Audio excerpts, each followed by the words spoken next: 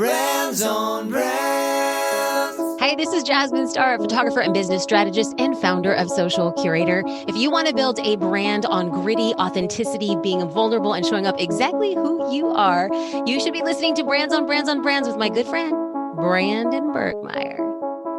In a world where content is king and your reputation is your brand, how do you build a brand that matters? Welcome to Brands on Brands, a home for those that think different and push their boundaries. This is where branding that matters lives. Now, here is your host, Brandon Bergmeyer. Hey, what's up, everyone? It's Brands on Brands on Brands, and I am your host, Brandon Bergmeyer. Thanks for tuning in today. And it's one of those interview episodes, y'all, and I am excited to share with you our guest today, Jasmine Starr. Before I get into that, if this is your first time listening to Brands on Brands, go to brandsonbrands.com and check out our library of resources, our shows, and our episodes of the podcast. Make sure you're subscribed so you get notified every week of what's going on. And I do appreciate you guys tuning in. Today's guest, guys, it's going to be a masterclass on personal branding. That's what this season's really about. And Jasmine is the perfect example of a personal brand. Jasmine Starr, let me give you a little bit of background. She is a photographer and business strategist from Newport Beach, California, fellow Californian here.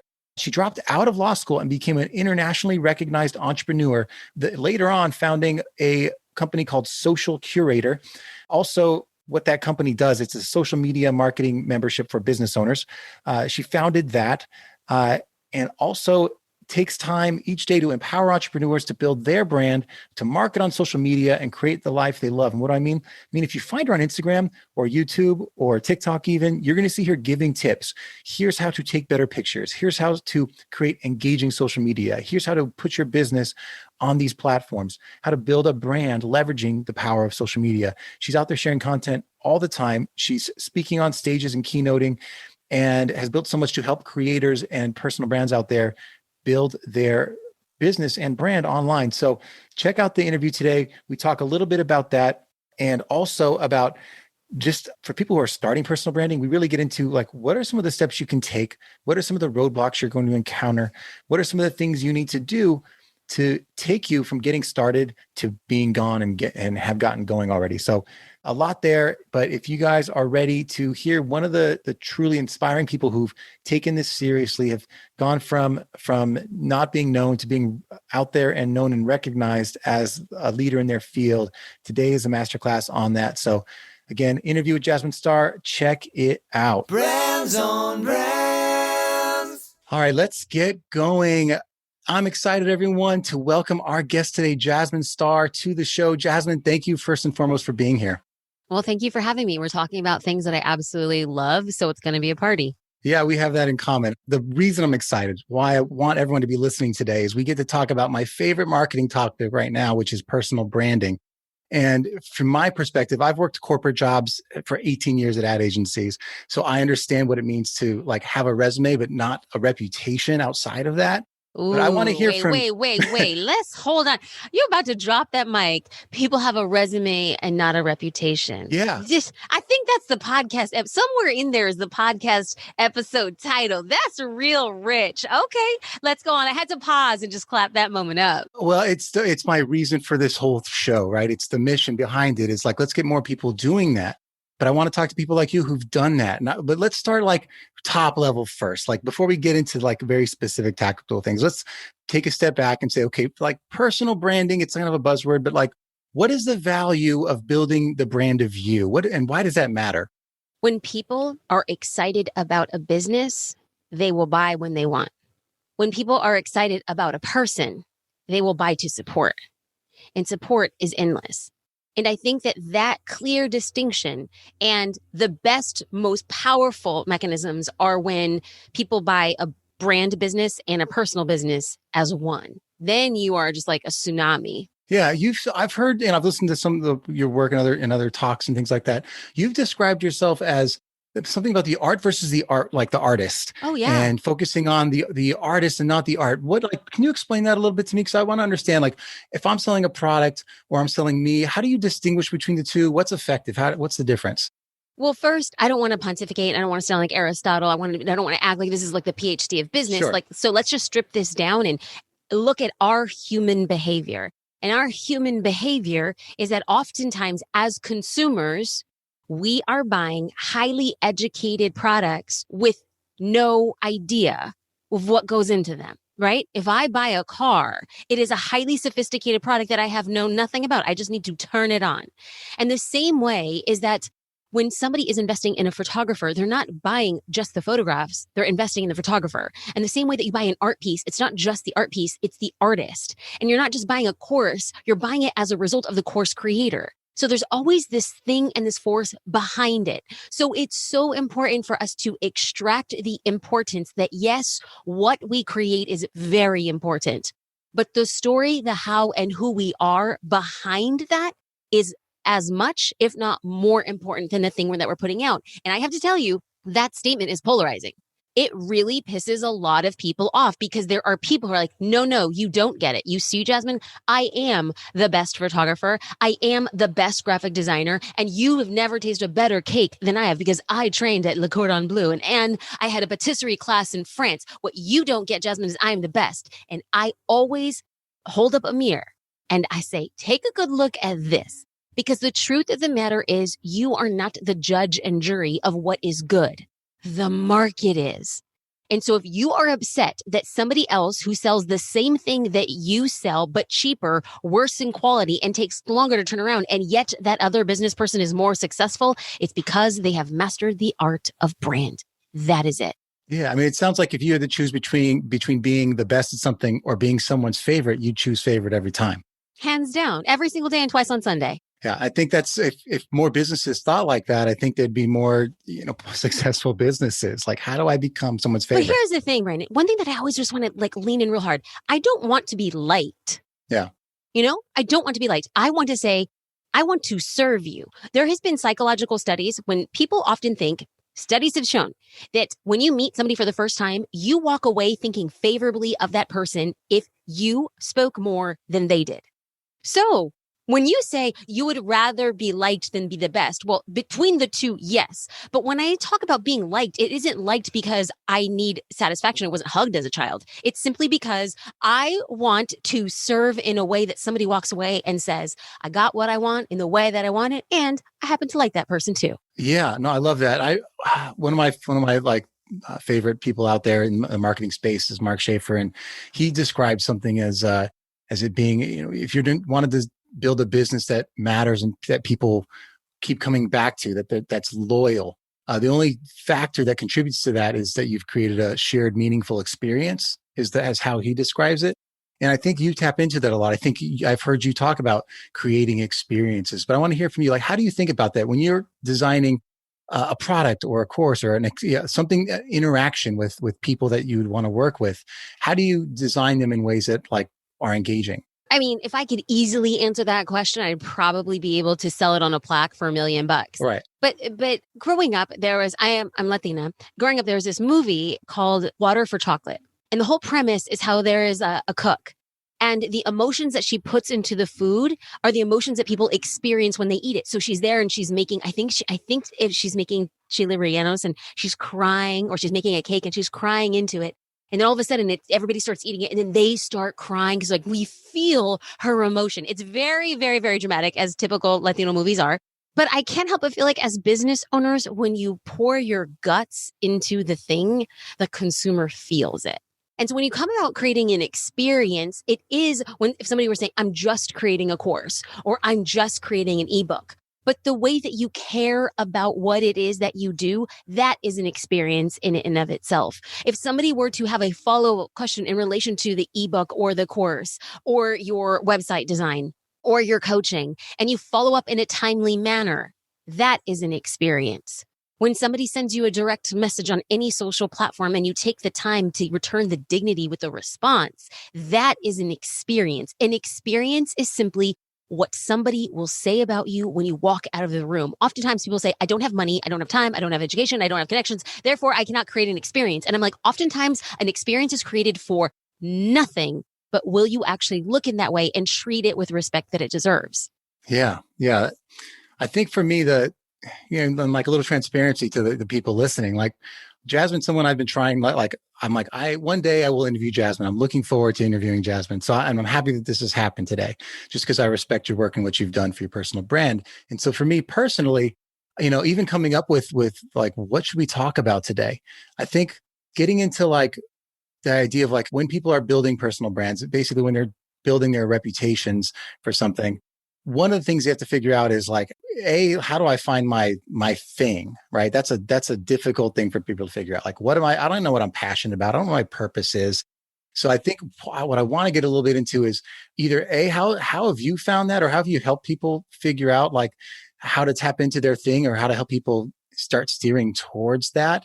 And then I want to get into the idea of like, why is it so difficult? But let's table that for a second and get into the idea of like, how do people find that thing that seems to be their thing? So Stephen King wrote a book called On Writing, and it simply documents his journey, and it's a somewhat autobiographical and somewhat educational in some ways. And I'm not a writer, I'm not an author, but I found it fascinating. And one of the things that he had said was the active discipline. So far before Stephen King was Stephen King, he was a nobody, but he knew that he liked to write. And so if you're somebody and you like to do something, I don't care if it's video games, I don't care if it's walking dogs, I don't care if it's watercolor, right? There's Stephen King, and he said that if he practices with consistency, that if nothing else comes of it, he will become better at his craft. Right. And so in like way, he would wake up at 4:00 in the morning and he would write for an hour. He would set a timer, take off his shoes and sit in front of a typewriter, and he would write for an hour every single day. And this is if you like softball and you go to the batting cage every single day. And if you really want a 6-pack and you're 100 pounds overweight, how do you get the results? Every single day. We make an active decision to apply discipline and not apply discipline. It is an active decision. So when we talk about like, how do I find what I am passionate about?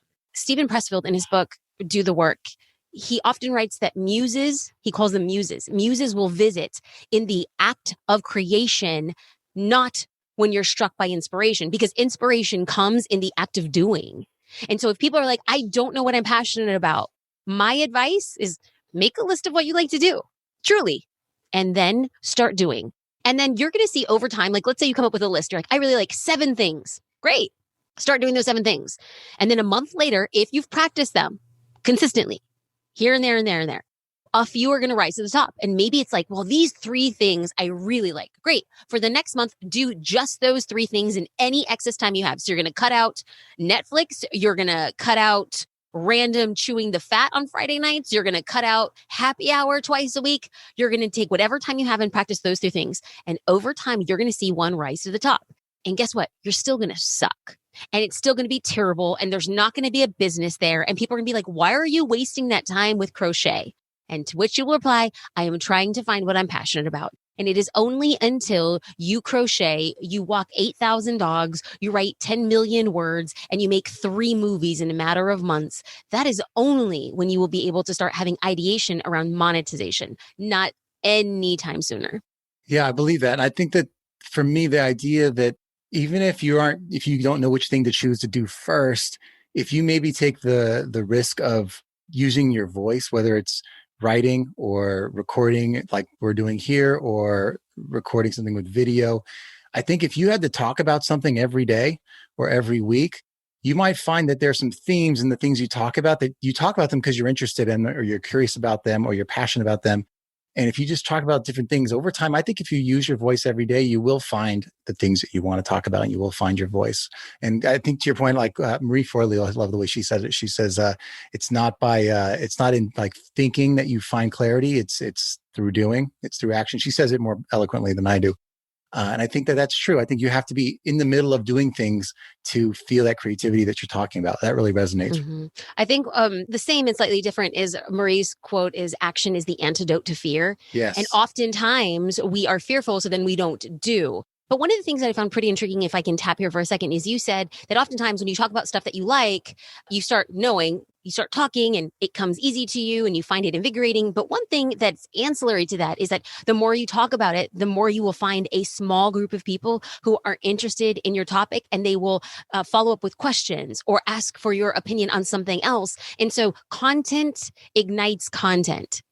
But how we must be patient throughout the process of creating content where we're finding our voice. Like people are saying, but Jasmine, I've done it for 4 months and nobody's talking back. And I'm like, but you don't actually know what you're saying quite yet. That is truly like my daughter. She's going to be 1 next week. And all of a sudden, if she starts walking and she's like, but mom, I can't run the New York Marathon. Well, of course not. You haven't taken a few steps. When we create content, it is the same thing, to give ourselves patience, to give ourselves grace, and then do it again and again and again. Yeah, I love that. And I think if we had to give someone like, that's still too vague for me. I'm like, if you could at least choose the vicinity, like choose a category, a topic category, like look through iTunes and be like, these are the subjects. It's business or health or wellness or finance. Like choose a cat or gaming, like choose one category and just talk about things in that general category so that you're not just literally all over the place. And then try a different category if that didn't work for you. I like that. At first I was like iTunes, and then I got like the segmentation, and I'm like, yo, like Steve Jobs and his disciples, like they knew what they were doing. And so to come up with those categories, they did the heavy lifting. So to choose from that, I think is brilliant. I love it. Yeah, if you can get in the ballpark, I think you'll find your way. But I'm going to ask you, because it is difficult. I want to admit to people, like it's hard to take that step to figuring out, what are you all about? What do I want to be known for? Like those kinds of things are big questions. But what do you think keeps people from starting and taking that step? Asking those big questions. Like you're out here, you don't even know what you want to do with your life, and you want to ask yourself, what do I want to be known for? Like, come on. What are you, it's like squeezing water from a rock. What first and foremost is Elizabeth Gilbert. She's an author, and she says that the travesty that so many times that creatives, and I'm going to pause here because I believe business owners are creatives. They might not classify themselves, but let me just tell you, having a business is nothing but sheer and utter determination and creativity. That is what it is. And so she's going back to one of her quotes, as she says that one of the travesties that she sees creatives do is to try to monetize their creativity too early in the process. And so we come to expect that we should be making something that gives us joy. And it's like, when did this happen? It was a recent advent of now that there's social media here, let me put that out. And why am I not making money in this? Wait, since when was that a thing? It is okay to have a job and have something on the side that brings you passion. And if over time there's a possibility of monetization, great. But you're expecting to find your life purpose, find something that makes you happy, find the thing that's going to take you out of your job. And I'm like, you're putting a lot of pressure on a tiny little kernel. Yeah, exactly. Yeah, the pressure, I think, for a lot of people, I think it's this counterbalance between figuring out that you should be doing more than you're currently doing versus feeling comfortable. I think the biggest catalyst for me, I don't want to take risks. I'm happy. I don't want to rock the boat. But then you have this fear that's I can go 20 more years like this and never have figured out that there was this other thing that I really wanted to do. That I really wanted to share with people. I think you have to somehow have that fear behind you be stronger than the fear ahead of you, or whatever it might be. Absolutely. To get you there. I think it would help people if we can dive a little bit more into your personal story to hear how you might have done this for you, so they could apply those to maybe their lives. So if we had to dive into how did you find what you were passionate about and take those steps to building your reputation and your brand?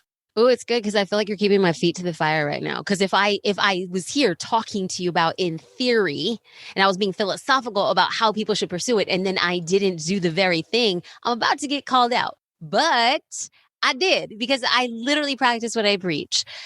I dropped out of law school when my mom had a relapse of brain cancer. It was my first year in. It was a really difficult and dark time in my life. And I realized that I was 25 years old and my mother was 50. And I felt like I had a midlife crisis because the doctors didn't anticipate her life to carry on. And so I was forced to reconcile, number one, the idea of losing my mother and the idea of living a life that's half state. What do I want to do with the remaining 25 years of my life? These were the questions that were going through my mind. And I dropped out of law school. I moved back home. I didn't have a job and I didn't have money. And so my dad is a pastor in East Los Angeles. And I started working at the church 3 days a week, trying to figure out what it was. And I decided to say, what would it look like for me to pursue this wild, crazy idea of becoming a photographer? I didn't own a camera. So for anybody who I told this story to, back then, saying that is crazy. It was ridiculous and it didn't make sense. But just like we're talking here in this conversation, I said, I think I love photography. Why don't I try to do it? No pressure.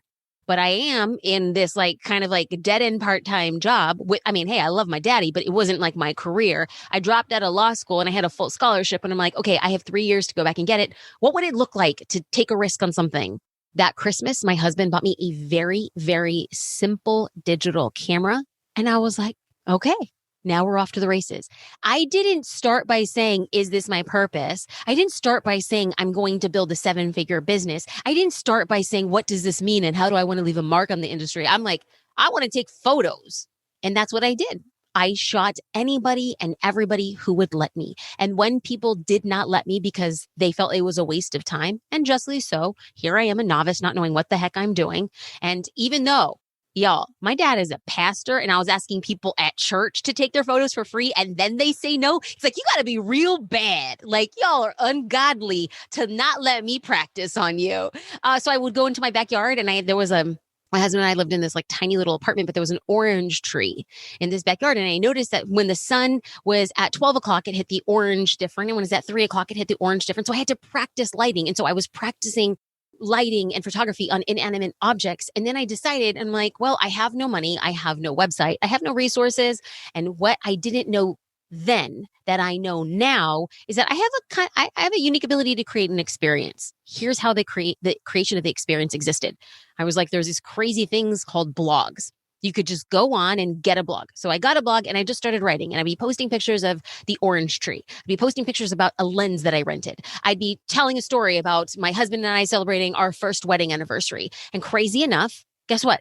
Nobody was looking at my images being like, this girl's going to be a future award winner. But they kind of liked that I was sharing what I was learning. And then people were saying, I'm going to practice with my camera.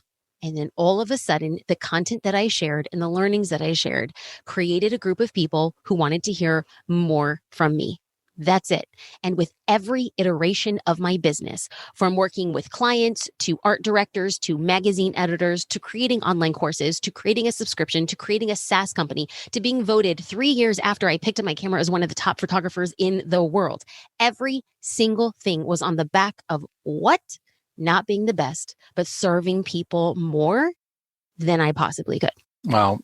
It's funny is when I hear the beginning of that story, I'm like, well, yeah, if you tried to plan this, like if you didn't just do it, but you like tried to strategize this, you would not have chosen photography. That would have been like the hardest choice.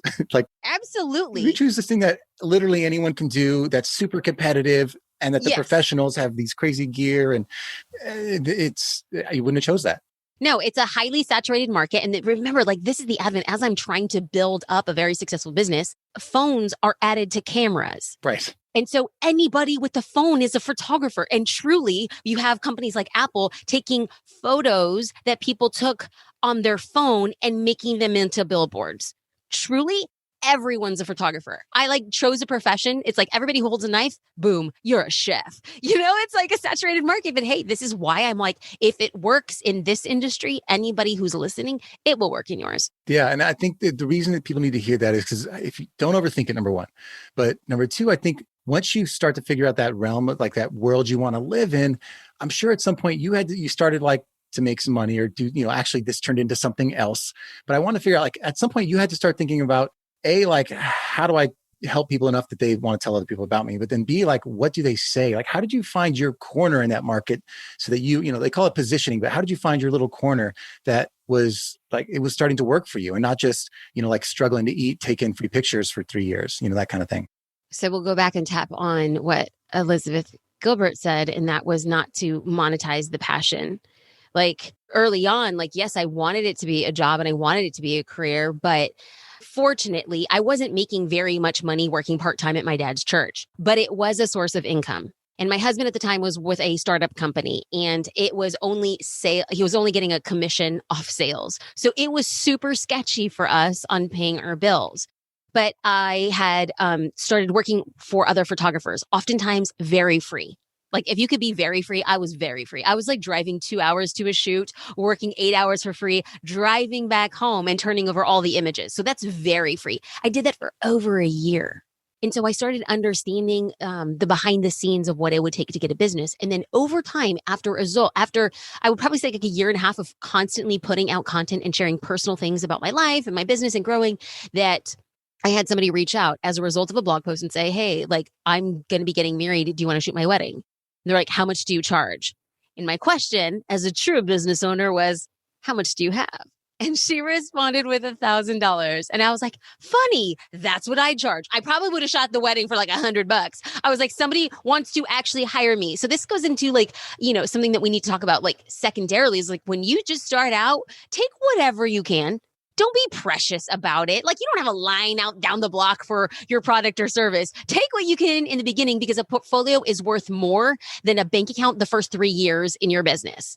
So I took the gig, and lucky for me, she had 14 bridesmaids, all within that age and marrying range. And this was around like early Facebook and MySpace. So they started sharing the images on social. And that was when my eyes were open because they started sending a bunch of traffic back to my blog. And slowly but surely, I started to increase my prices. And I just made up a rule. And I said, for every 3 gigs I book, I'm raising my prices $300. And that worked for me very well throughout the first 2 years of my business. And that when I had saved as much as I would have made a year working in my business. It's a part-time job. When I had saved up as a result of photography, what I would have made a year working part-time, that's when I knew I was ready to go because I had a buffer. Yeah. What's coming to mind is I discovered you at a marketing conference, as a keynote speaker at Social Media Marketing World. And what I'm curious about is you could have just stayed in this world of being the technician, being the person who's creating and doing the work of photography, and while telling your story, and that was working. What made you switch to this other side of like also coaching and speaking and that side of it? Market. It's like you just set this conversation up for us to go back when we talked about how the market dictates. You could think you're amazing and precious and beautiful, but the market is the one who's right. And I was sharing content, and then photographers started asking technical questions. And then when I started getting awards for my work and getting notoriety and getting featured on media outlets, they were like, okay, but what about the business part? So I realized, I'm like, maybe I have a knack for business. And then other people in creative fields, videographers, graphic designers, actresses, people who were still in that kind of like photo art world were saying, well, if it works for a photographer, would it work for me? And I'm going to be honest, my first thought was, no, I only talk to photographers because I only know their language and their world. Imposter syndrome set in. Who am I to do this? It's already been done before. I'm not qualified. Somebody smarter, richer, better, prettier. And then I realized, well, what would I look like if I go back to like humble pie and said, how much do you have to chat for an hour?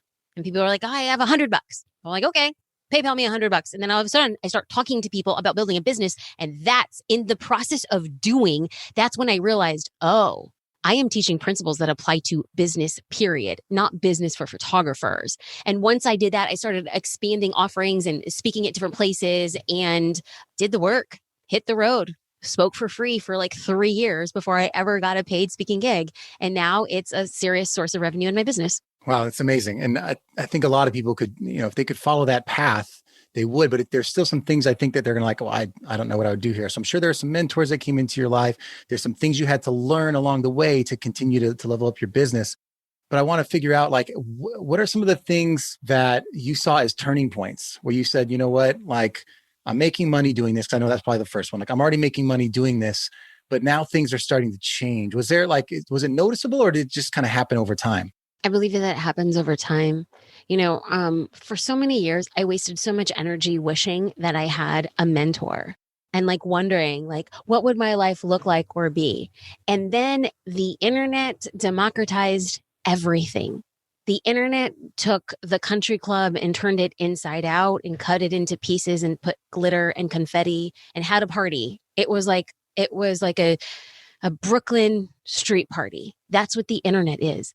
And so you can choose to stand on the outside and say, no, I won't dance salsa in the street. I won't flicker my hands in the fire hydrant. I won't be picking out that rum punch. You could choose to say that, but the only person who's stopping you from getting everything you want is you, because the internet broke the gates down. Everything you want to learn, every mentor you want to have, follow them on social, read their websites, read their blogs. They're sharing everything they know. You have no excuse not to learn the thing that you want to do.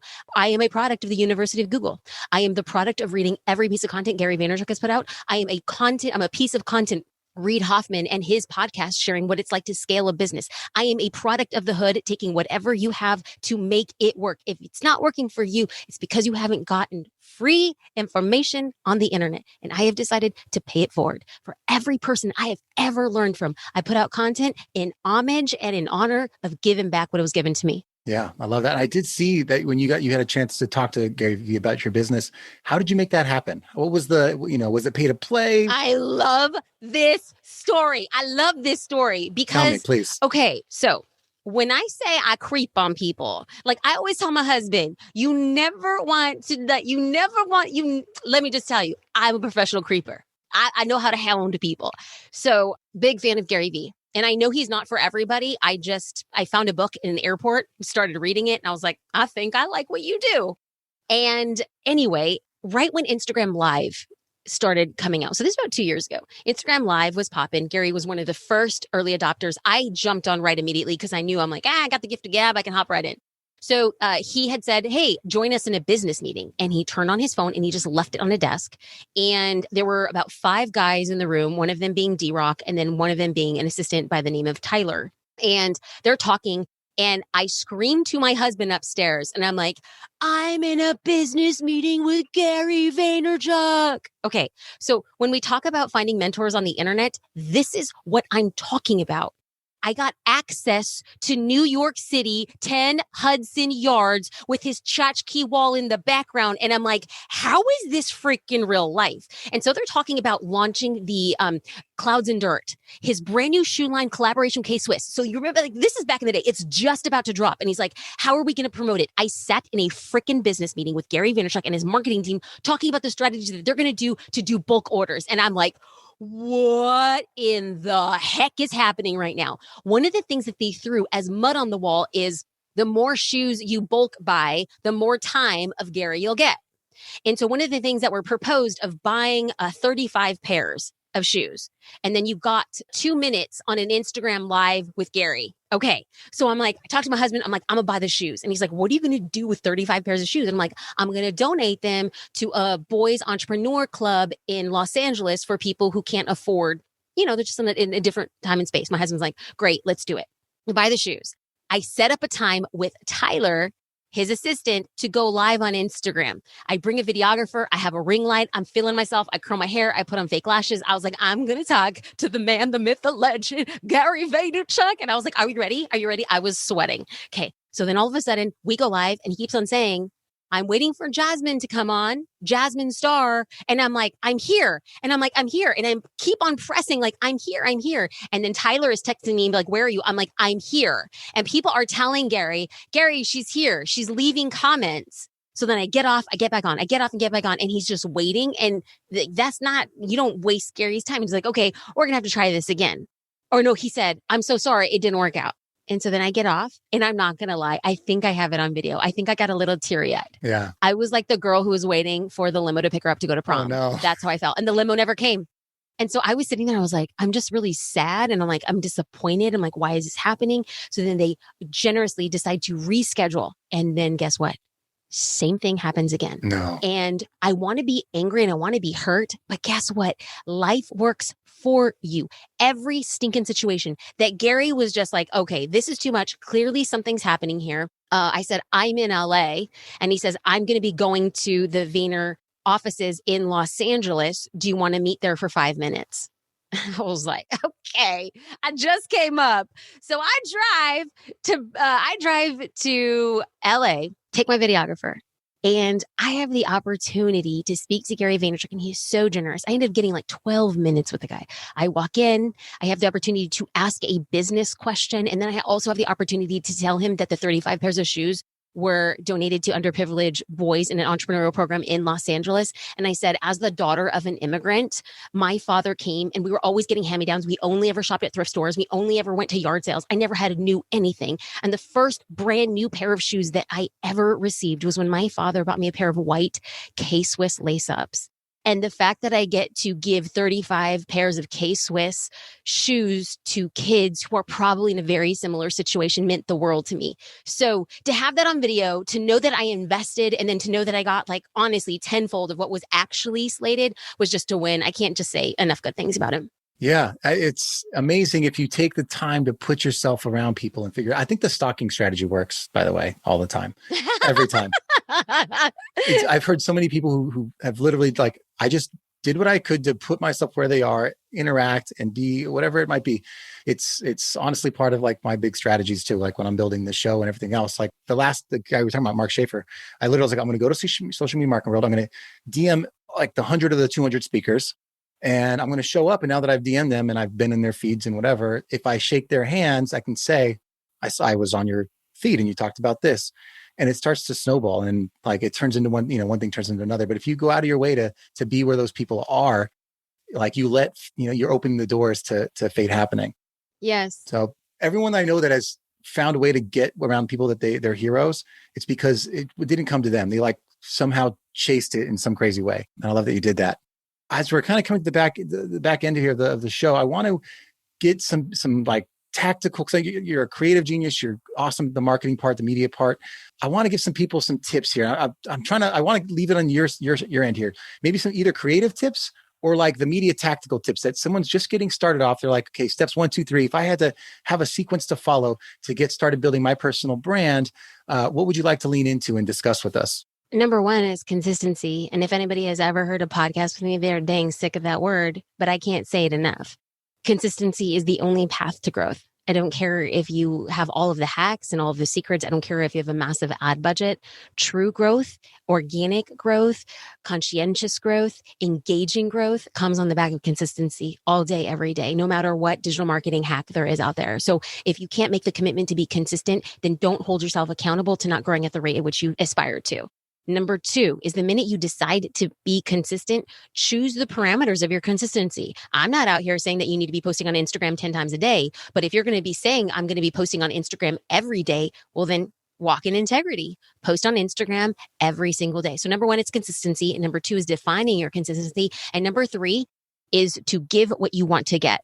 Oftentimes people say, but people aren't talking back to me. I'm not growing as fast as I want. Well, yes, but it's as if you built a house in the mountains and then you wonder why people aren't knocking on your door. They don't know you exist. How do people actually know that you exist? By going out in town, meeting people and say, I live up on the hill. That's what engagement is. By you going and leaving thoughtful comments on other people's posts, it says, who is John X? By you going and participating in somebody's poll and saying, I too like pizza instead of ice cream, as silly as it sounds, you're letting know they exist. But when somebody's going on vacation or reading a book or looking for a show on Netflix and you offer a very kind and thoughtful response about what your recommendation is, you build trust. You are giving what you ultimately want to get. So those three things, consistency, setting the parameters of your consistency, and then giving engagement. You must give tenfold. I call it the 10X rule.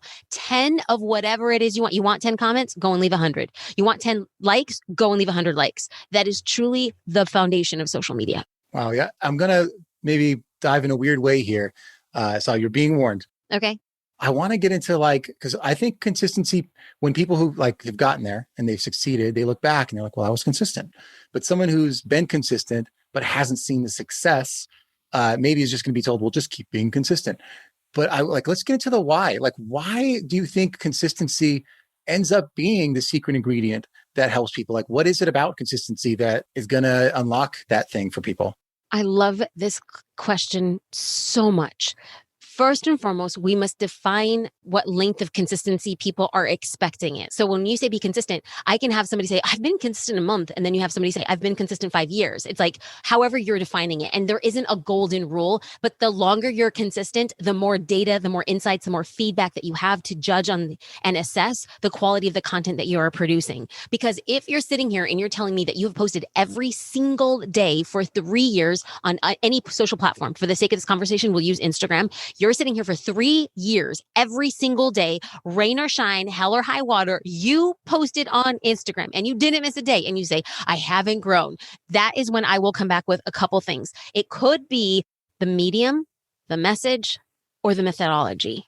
Perhaps visually, your photos just aren't captivating. Perhaps the message of what you're saying needs to be disseminated differently. And the methodology, perhaps are you only doing photos? Maybe you go live. Maybe you do more stories. Maybe you do a reel. Maybe you curate helpful Instagram guides and you're known as the person for Instagram guides. Perhaps very closely. I mean, I just saw like an update for them releasing a feature that looks very close to Clubhouse. Perhaps audio is your jam and you could build out an audience there. You can't keep on doing the same thing. Like Albert Einstein said that insanity is doing the same thing over and over again and expecting a different result. If you've been posting consistently for 6 months and you've seen no growth and no engagement, let me just tell you, it's the message, the medium, or the methodology. And then I don't want you changing all three of them at once because it's scientifically, you don't know the thing that was a factor. So you're just going to be testing, first and foremost, adding a different type of tool on Instagram, like stories or IGTV or lives. So if all of a sudden you're still doing that and no one's engaging, great. Now let's focus on the message. If you change all of that and people are still not engaging, then you're going to go for the methodology. So testing by way of consistency and iterating is going to be the thing that actually leads you to the success that people want. Yeah, I hope people pause and rewind and listen to some of the things that came out there. Because what hit me hard is that, like, if you're sticking to this thing, and I have a heart for the people that are in the trenches doing this day in and day out and are just trying to make this thing work. The idea that the longer you're doing this, the more feedback you get, I think is huge. I hope people heard you say that because there are so many things that are giving you inputs when you do it for that long. If you do it for a week, you might get 1 or 2 inputs. You do it for a year, like multiply that by 365 days. That's so much more data to work with, so much more feedback to work with that they could be adjusting and listening. That's the second thing. Maybe you're getting feedback and you're not listening. I heard you say that too. If you are actually listening to what is coming back to you, you want to adjust these things that you talked about. But if you haven't listened, then you don't know what to adjust. And then if you actually take that feedback and actually make adjustments, it's hard to not find something that's going to succeed for you because you have too much data telling you what will work. And you have data telling you what won't work. Exactly. Like, let's just say you have a post and you're getting like maybe 3 likes on average and maybe 1 comment a week. And then you start going live every day and then you get no likes and no comments. That piece of information is just as valuable. Knowing what doesn't work, great. It's a process of elimination. Maybe you should stay a little bit away from that and try something else. Positive and not so positive feedback are worth the same and they're worth their weight in gold. Yeah, I love that. I think I want to like leave it with that because I think there's a lot of fluffy statements like be consistent, but that piece of it, that nugget of it, that like the why behind that, I think is huge, is going to help a lot of people. But I would be remiss. I will have people bothering me if they say you had the girl who creates the most amazing tips for creating content that is living on all media types. I know you like people think of you as Instagram, but you are literally everywhere. Instagram, YouTube, Facebook is huge. And now I've seen you on TikTok trying things, giving tips for things and applying just the visual eye you have. You've applied it to all media. Can you give us whether like some of your favorite tips? You pick the medium. Like I know TikTok's hot, but you pick whatever you want to pick. Give us some tips for like how to create things that people are going to like resonate with, or just how to get out of your own mind and start creating better. Like give us some tips that you've given. I feel like, this is like asking like, Jasmine, can you please take a sip from this fire hydrant, this broken fire hydrant? I want sprinkles to tease them so that they can go find your stuff. Cause your content's out there. They can go find you. Give us a sprinkle. If it boiled down to one thing, and I look at all the platforms I'm on, everything from Pinterest, YouTube, Twitter, Snapchat back in the day, when I think about what this is, it's truly being real. And so often we jail ourselves from waving our weird flag, our awkward flag, our vulnerable flag, because we want to be a carbon copy of what we think people want us to be. And in doing that, you walk around in a half state. I would rather people not like me for me being 100% of who I am than me walking around at 50% of who I am and people still not like me. People are going to have an opinion about me and either way and twice on Sunday. So why not be me? And this is what I encourage people to be okay with not everybody liking you. You are here to stand in your purpose. You're here to serve a small group of people extraordinarily well. And those people are going to be the people who tell their friends and their friends are going to tell their friends. And that is going to be how you grow your business, not on any other hack or on the back of a social platform. You show up real, you show up as yourself, and you show up authentic in a place to serve on any social platform. And that's going to be how you grow. I don't think there's any advice that I could have gotten that would be more Jasmine than be real, be authentic. Because it is true. It's how you Thank come off to you. me every time. Thank I know you're you. not afraid to be yourself. Thank you. So I love that. I love you sharing that. Thank you for coming on today. And because of how real you are, I will tell you, you are going to see me in the next year to whatever that opens up. When you're having an event, you're speaking somewhere, at some point, the stalker creepy suggestion that you made, we will run into each other. We will give a high five, a fist bump, a handshake, whatever it is. I will find it to be around where you are, because I think that you're a drop in knowledge and helping a lot of people out. So I appreciate that. I appreciate you very much. And thanks for coming on the show today. And I think we're going to wrap it up with that. So appreciate you. And we'll catch everyone next time. Thank you. Take care.